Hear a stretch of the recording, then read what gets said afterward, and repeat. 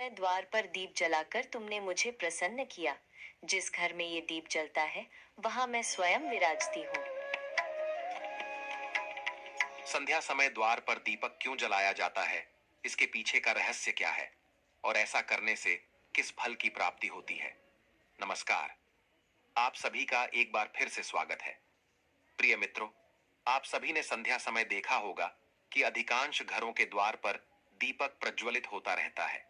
यह देखकर आपके मन में एक प्रश्न जरूर उठता होगा कि आखिर ऐसा क्यों किया जाता है और द्वार पर दीपक जलाने से किस फल की प्राप्ति होती है। तो चलिए मित्रों, आज मैं आपके इस प्रश्न का उत्तर एक अत्यंत ही सुंदर कथा के माध्यम से देने जा रहा हूं, जिसे योगेश्वर भगवान श्री कृष्ण ने मुनि श्रेष्ठ देवर्षि नारद जी को सुनाई थी।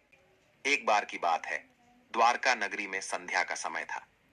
सूर्यदेव अपनी लालिमा बिखेरते हुए पश्चिम दिशा में अस्तांचल की ओर बढ़ रहे थे। चारों ओर आकाश में सुनहरी आभा छाई हुई थी। समुद्र की लहरें मंद मंद गुनगुना रही थीं और समस्त द्वारका नगरी में एक दिव्य शांति व्याप्त थी। उसी समय देवर्षि नारद जी नारायण नारायण का नाम जपते हुए द्वारका नगरी में पधारे। जैसे ही वे भगवान श्री कृष्ण के राजप्रासाद के समीप पहुंचे, उन्होंने देखा भगवान श्री कृष्ण के द्वार पर एक दीपक प्रज्वलित हो रहा था।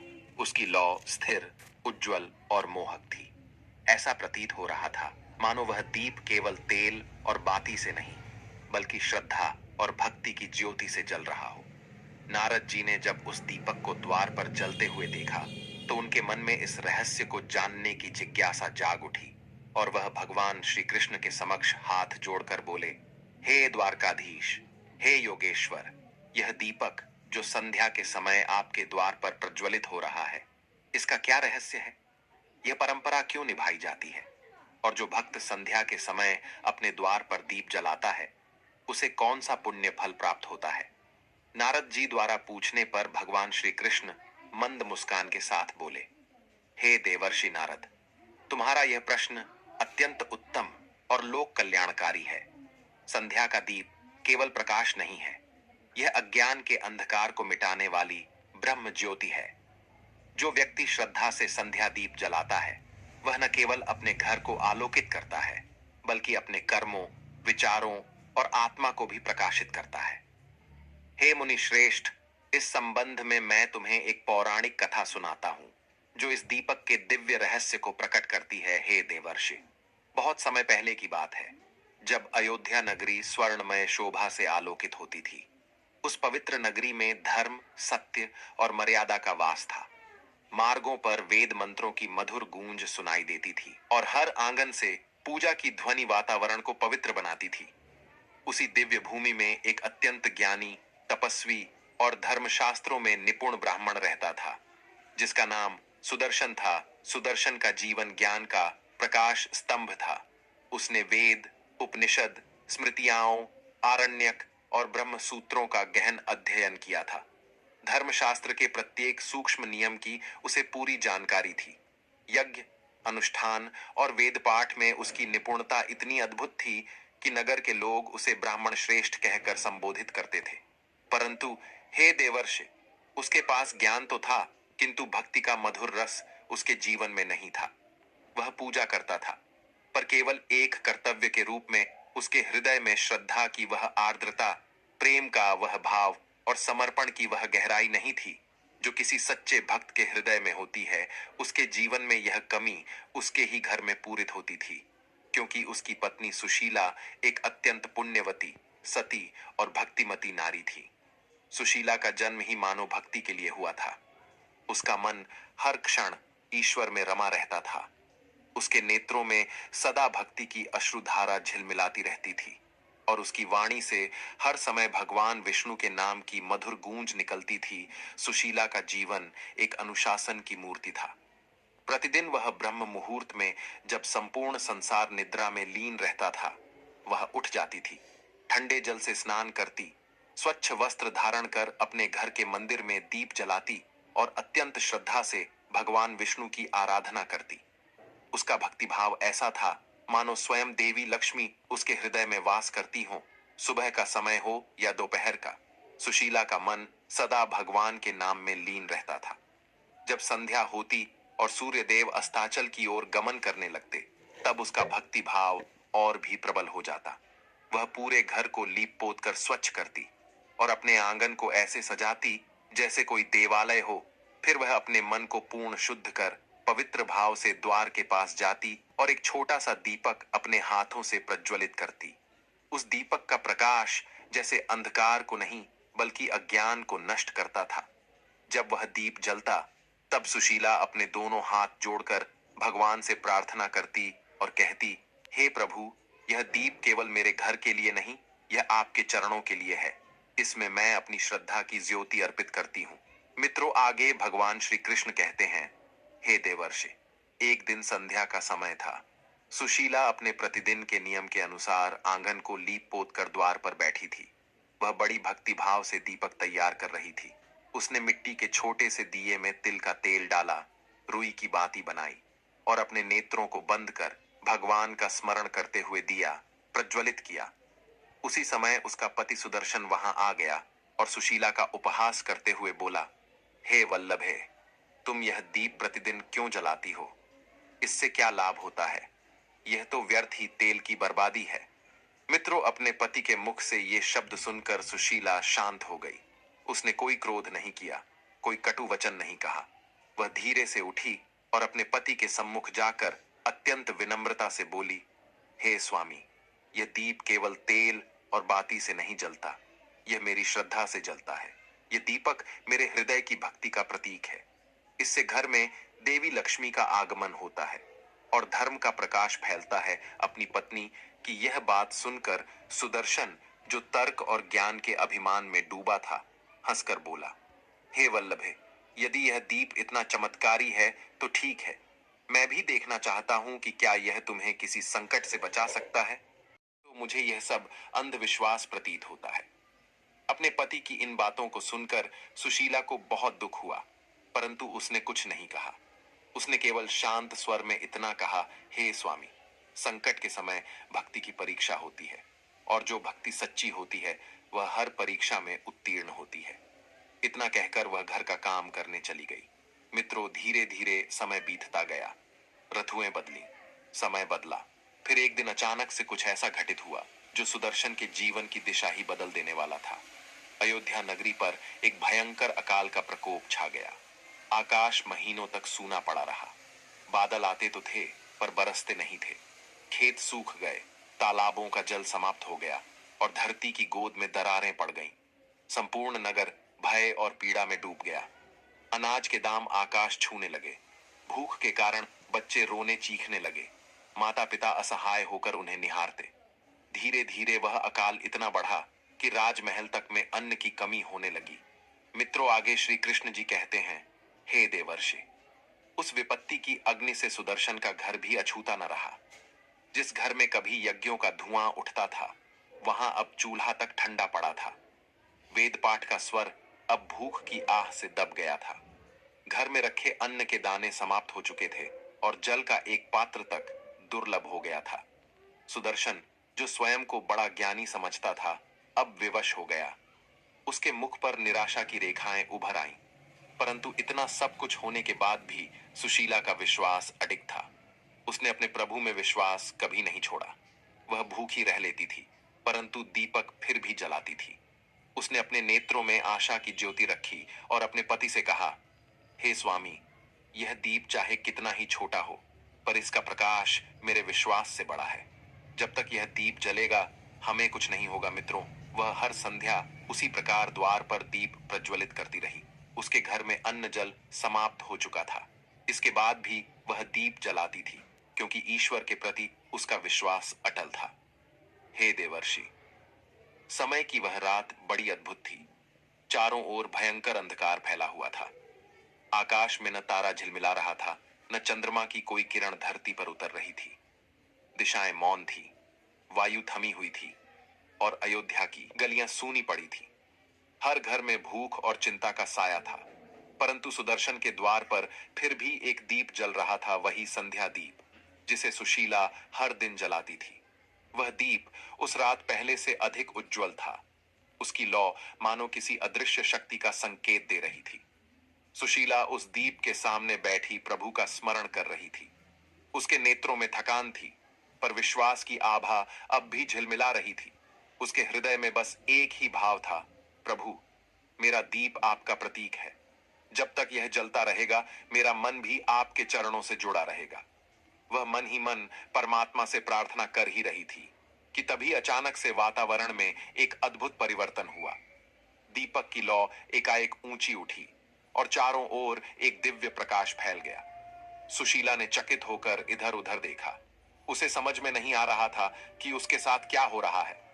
तभी उसकी दृष्टि द्वार पर पड़ी, जहां एक अत्यंत सुंदर, तेजोमयी और दिव्य स्त्री खड़ी थी। उनका रूप ऐसा था कि वर्णन करना कठिन था। उनके वस्त्र स्वर्ण के समान चमक रहे थे। उनके नेत्रों से करुणा की मधुर किरणें निकल रही थीं और उनके चरणों के स्पर्श से पृथ्वी पर पुष्प खिल उठे थे। हे देवर्षि, वह कोई साधारण नारी नहीं थी। वह धन की देवी महालक्ष्मी थी, जो समस्त ऐश्वर्य, सौभाग्य और करुणा की अधिष्ठात्री है। देवी लक्ष्मी को देखकर सुशीला का हृदय भक्ति से भर उठा। उसने तुरंत अपने दोनों हाथ जोड़ लिए। उसके नेत्रों से अश्रुधारा बह निकली। वह कुछ बोल भी नहीं पाई।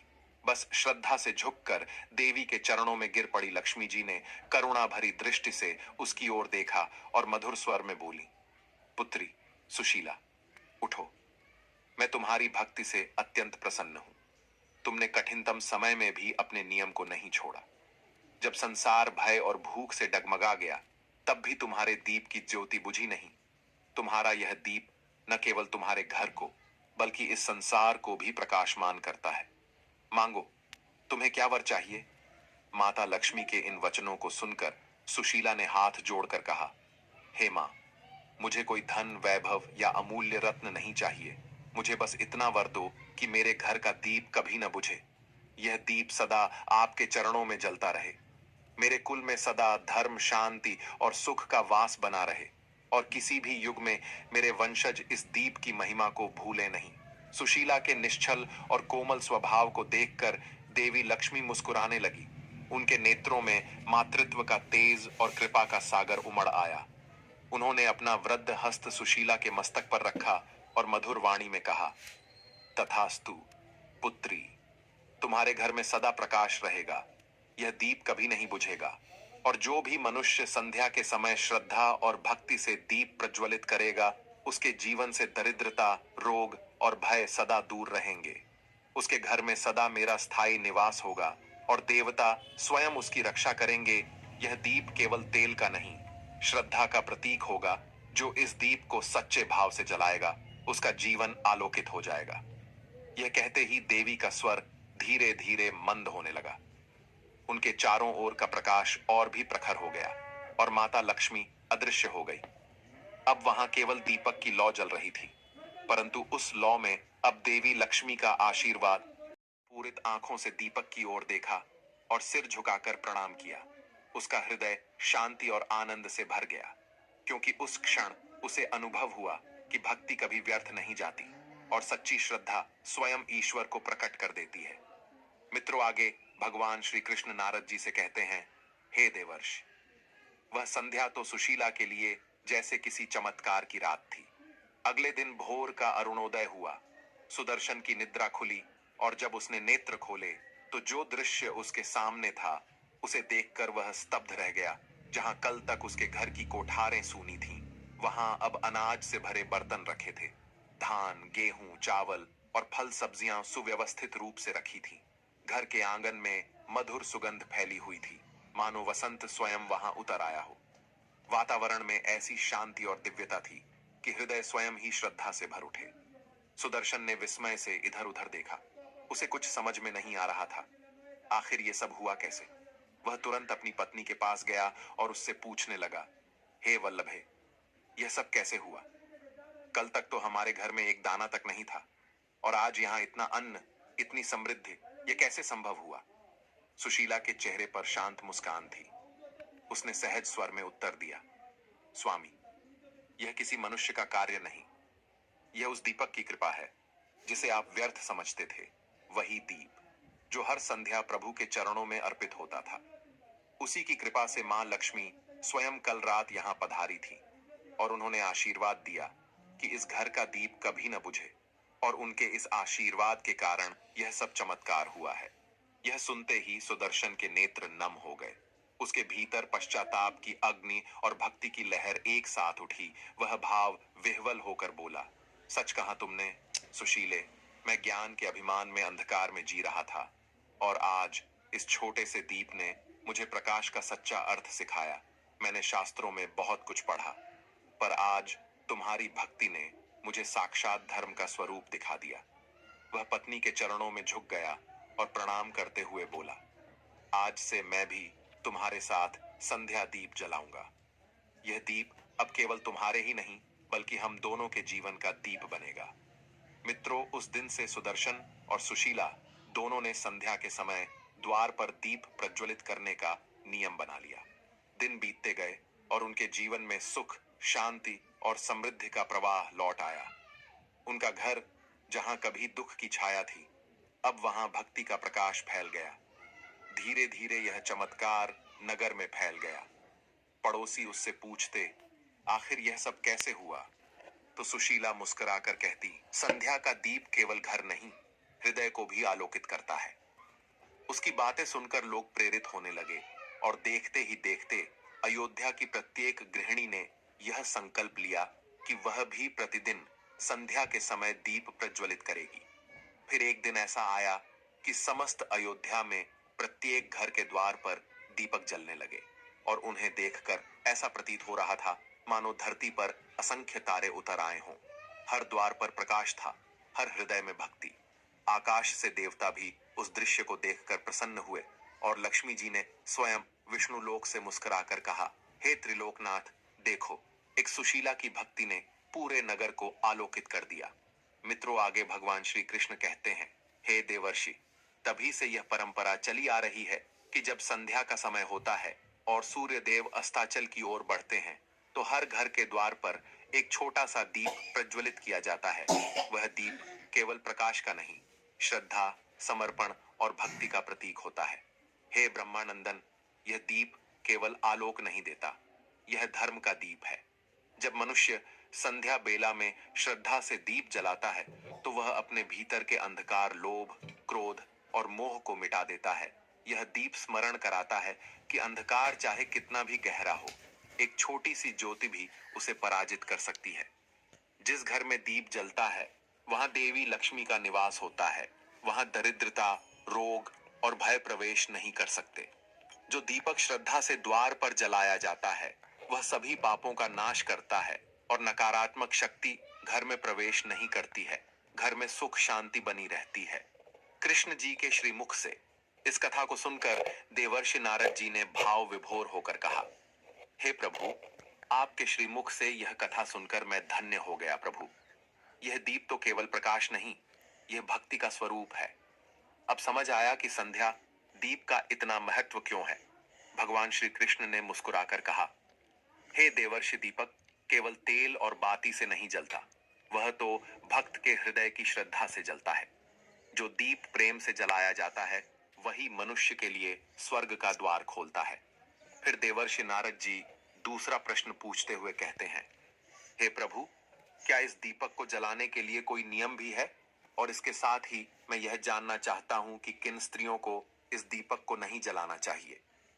मित्रों, नारद जी के इस प्रश्न को सुनकर भगवान श्री कृष्ण एक रहस्यमयी मुस्कान के साथ बोले, हे देवर्षि, प्रत्येक दीपक को प्रज्वलित करने के उसके नियम होते हैं। उसी प्रकार इस दीप का भी नियम है। पहला नियम यह है कि जब ग्रहण का समय हो उस समय दिया नहीं जलाना चाहिए, और दूसरा, जब तेज आंधी या तूफान चल रहा हो तो नहीं जलाना चाहिए, क्योंकि यह अपशकुन माना जाता है। और तीसरा नियम यह है कि जब घर में कलह, अपवित्रता या मृत्यु शोक का समय हो तब नहीं जलाना चाहिए। दीपक जलाते समय एक बात का विशेष ध्यान रखें, दीपक की लौ सदैव पूर्व या उत्तर दिशा की ओर होनी चाहिए। इससे धन और समृद्धि के योग बनते हैं। इसके साथ ही दीपक में जो बाती होती है उसका भी ध्यान रखें। एक बाती वाला दीपक मोक्ष की प्राप्ति के लिए होता है, 2 बाती वाला दीपक समृद्धि के लिए और 5 बाती वाला दीपक सर्व सिद्धि व आरोग्य के लिए होता है। आगे भगवान श्री कृष्ण कहते हैं, हे देवर्षि, यह सब कर्म भाव और शुद्धता पर निर्भर करता है। दीपक केवल घी बत्ती का नहीं होता, वह तो मन की पवित्रता का प्रतीक है। इस दीपक को कुछ अवस्थाओं में स्त्रियों को नहीं जलाना चाहिए। जब किसी के घर में मृत्यु या जन्म हुआ हो, तब अपवित्रता का काल माना जाता है। उस समय किसी भी प्रकार का धार्मिक कर्म, पूजन या दीपदान वर्जित होता है, क्योंकि उस काल में घर की ऊर्जा असंतुलित होती है और देवगण उस स्थान से दूर रहते हैं। दूसरा है ऋतुकाल। यह काल स्त्री के शरीर की स्वाभाविक शुद्धि का समय होता है।